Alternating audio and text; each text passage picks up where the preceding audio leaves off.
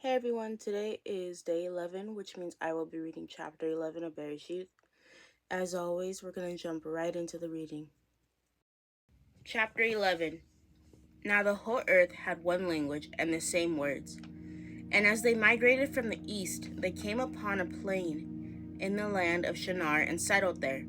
And they said to one another, "Come, let us make bricks and burn them thoroughly." And they had brick for stone and bitumen for mortar. Then they said, "Come, let us build ourselves a city and a tower with its top in the heavens, and let us make a name for ourselves.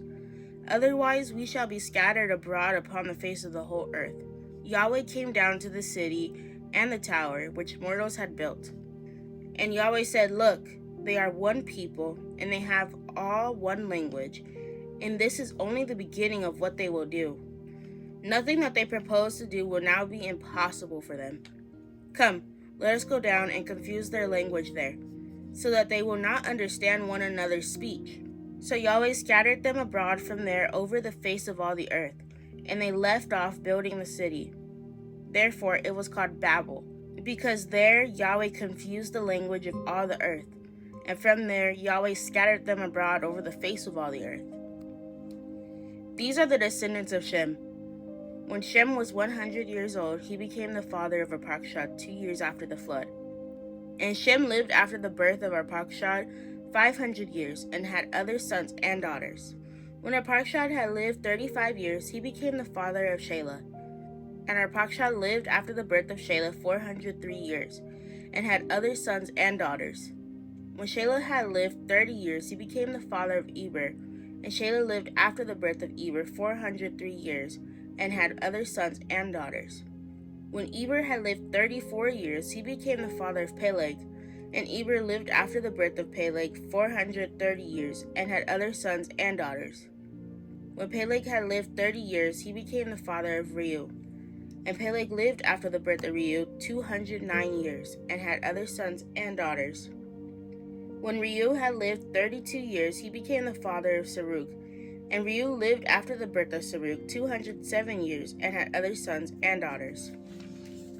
When Serug had lived 30 years, he became the father of Nahor.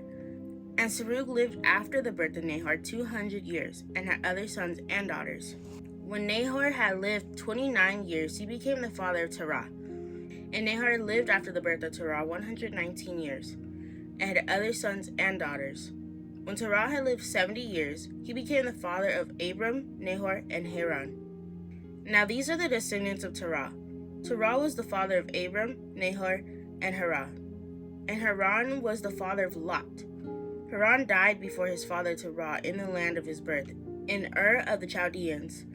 Abram and Nahor took wives. The name of Abram's wife was Sarai, and the name of Nahor's wife was Milcah.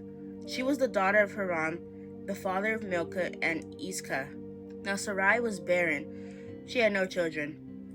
Terah took his son Abram and his grandson Lot, son of Haran, and his daughter-in-law Sarai, his son Abram's wife, and they went out together from Ur of the Chaldeans to go into the land of Canaan. But when they came to Haran, they settled there. The days of Terah were 205 years, and Terah died in Haran. Okay, that was chapter 11. Come back tomorrow night for chapter 12. And as always, have a good night and shalom.